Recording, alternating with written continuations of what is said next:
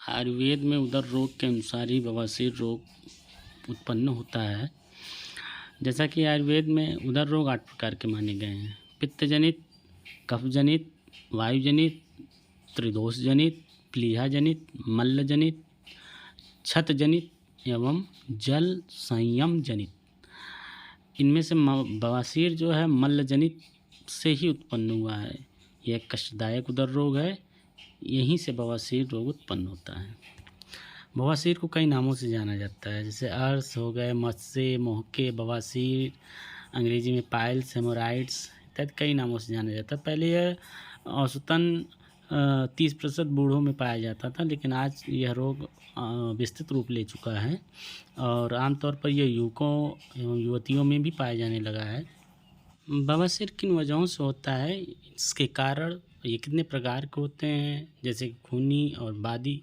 बवासीर को जड़ से खत्म करने के लिए क्या उपाय हैं, इस पर भी चर्चा करेंगे। बवासीर के लक्षण जैसे कि शौच करते समय दर्द होना, भूख न लगना, चिड़चिड़ापन होना, शौच करते समय खून का गिरना, गुदा में हमेशा जलन के साथ साथ खुजली होना, बैठने में गुदे में दर्द होना, ठीक प्रकार से बैठ न पाना, दिन प्रतिदिन कमज़ोर होना अथवा स्वास्थ्य में गिरावट आना, बवासीर में हो जाने पर मलत्याग वाले स्थान पर लगातार खुजली होते रहना, ये सब इसके लक्षण हैं। और इसके कारण पे हम लोग प्रकाश डालेंगे। कारण क्या होते हैं, इसके अधिकतर मैक्सिमम कौन से कारण बनते हैं।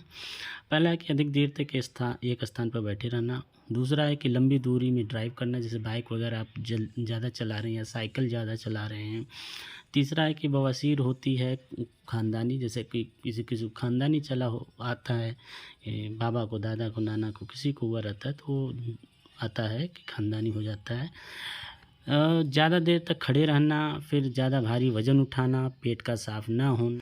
बवासीर 2 तरीके से हम लोग को परेशान करती है, जैसे इंटरनल, एक्सटर्नल। मतलब आंतरिक रूप से मस्से हो जाते हैं और एक्सटर्नल जैसे बाहरी गुदा का मुँह जो है फट जाता है, जिसके कारण दर्द होते हैं, ब्लीडिंग भी होती है, जिससे हम लोग एक जगह बैठने पर डिस्कम्फर्टेबल महसूस करते हैं।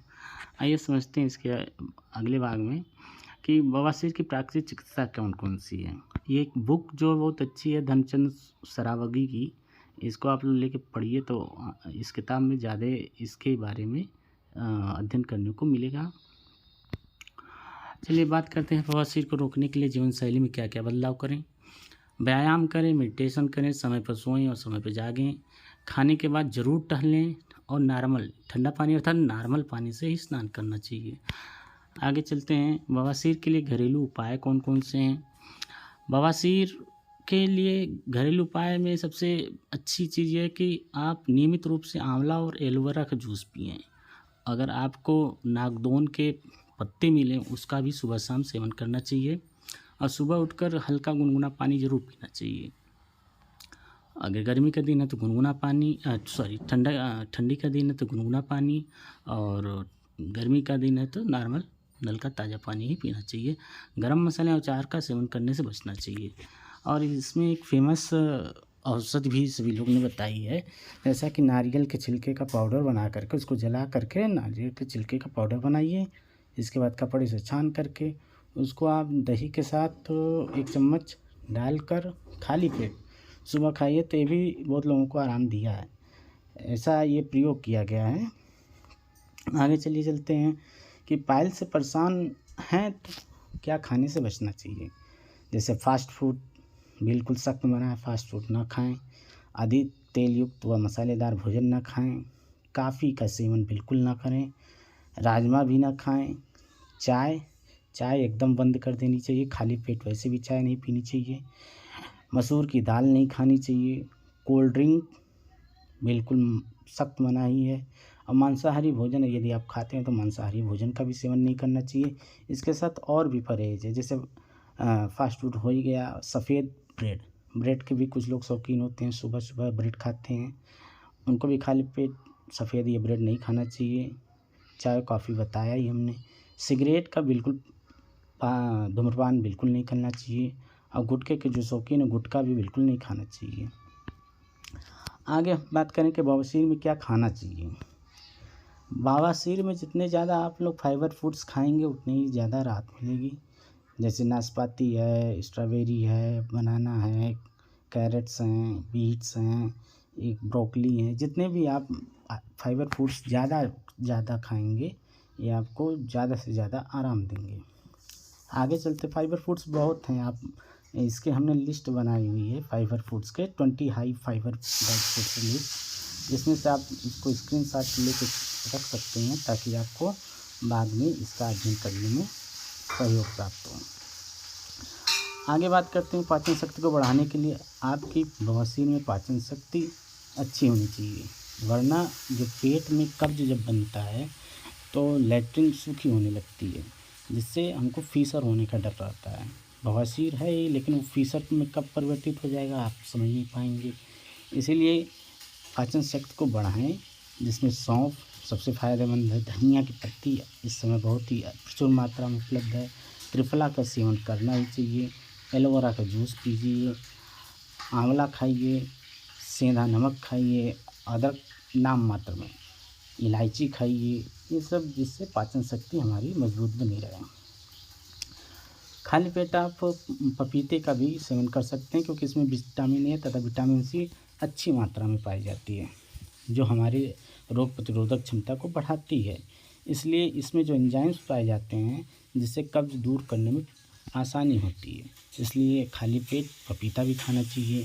वैसे भी खा सकते हैं, लेकिन खाली पेट ज़्यादा अच्छा होता है। इस नारियल जटा और ताज़ा दही के बारे में हमने चर्चा किया हुआ है, तो ये भी विशेष औषध के रूप में प्रयोग किया गया है। बहुत लोगों ने इस पे प्रयोग किया और अच्छा परिणाम पाया। पाइल्स में लाभदायक आहार के हमने चार्ट बनाए हुए हैं। इस चार्ट के अनुसार अगर आप डाइट लेते हैं तो पाइल्स से जल्दी छुटकारा मिलने के चांसेस होते हैं। जैसे कि जौ खाइए आप, गेहूँ का मतलब गेहूँ का दलिया, पुराना चावल खाइए। पुराने चावल में अगर आपको मिल जाए ब्राउन राइस, भुजिया चावल जिसको कहते हैं, वो मिले तो और अच्छा है। अरहर की दाल, मूंग की दाल, मसूर की दाल और कुल्थी दाल बहुत ही अच्छा और लाभदायक है। कुल्थी दाल, लौकी, परवल हाई फाइबर युक्त हैं ये सब। पालक, हरी सब्जियां और खीरा हो गए, आंवला हो गए, पपीता हो गए, सेब, अंगूर, आम, मिश्री, आम पका हुआ, खट्टा नहीं, ये कच्चा आम नहीं, मिश्री हो गए और लस्सी। बकरी का दूध भी बहुत फ़ायदेमंद है, ये भी प्रयोग में हमने कई लोगों के ऊपर ट्रीटमेंट किया इसका। बकरी का दूध भी अच्छा है। गाय का दूध पाचन को सही रखता है, ये भी बेनिफिट देता है पाइल्स के लोगों के लिए। अब इस वीडियो का बहुत ही महत्वपूर्ण बातें बताएंगे कि दवाइयाँ जो हमने अपने ऊपर प्रयोग किया, औरों के ऊपर प्रयोग करवाया, और बहुत सारे मित्र हमारे जो इस रोग से परेशान थे उन लोगों ने इसका लाभ उठाया। इन दवाइयों से आज वो भी आरामदायक अवस्था में हैं, उनको भी इससे लगभग 98% छुटकारा मिल चुका है। दवाइयाँ कोई भी खाएंगे, अगर आप डाइट अपनी नहीं सही करेंगे तो आप परेशान रहेंगे। लेकिन ये जो दवाइयाँ हैं इनका बेनिफिट ये है कि आपको ससरतिया आपको लाभ जरूर देगा। ये कांचनार गुग्गुल है, कांचनार गुग्गुलू जिसको कहते हैं, ये नागार्जुन कंपनी का है। हम किसी कंपनी का प्रचार नहीं कर रहे हैं, ये बेनिफिट वाली जो बता रहे हैं कि बेनिफिट इससे कांचनार गुग्गुलू आप लेंगे, और ये नागार्जुन कंपनी की है।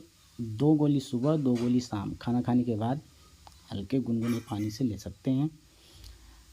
अगली दवा है आर्कवधादि कषाय, ये भी नागार्जुन कंपनी की है, और इसको आप खाना खाने से पहले 20 से 25 ml, लगभग 20 ml समझिए, 20 ml से आप इसको गर्म पानी, गुनगुने पानी के साथ लीजिए खाना खाने से पहले।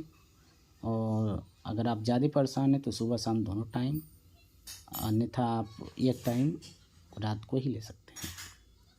यह है मेट्रोजिल जेल 2%। इसका उपयोग आप शौच करने से पहले और शौच करने के बाद भी कर सकते हैं। ये बहुत ही गुदा के लिए बहुत ही अच्छी दवा है। इस जेल को आप स्क्रीनशॉट खींच कर रख सकते हैं, ये दवा भी यूज कर सकते हैं। मेट्रोजिल जेल 2%। आगे है इसी का एक एनोमेट्रोजिल, यह शौच करने के बाद ही लगाना है। शौच करने से पहले नहीं। इसको आप शौच करने के पहले और बाद दोनों समय लगा सकते हैं। और इसको आप अगर यूज कर रहे हैं तो ये शौच करने के बाद सुबह शाम जितनी बार आप शौच जाएँ उतनी बार लगाएं। अभिपत्ति का चूर्णम अगर आप बहुत ही परेशान हैं, आप जो है कि गैस से, कब्ज से, तो इसको आप खाना खाने से पहले आधा घंटा पहले 2 गोली सुबह शाम मुंह में रख के चूसना है टॉफ़ी की तरह। ये आपको कब्ज से, गैस से राहत दिलाएगी।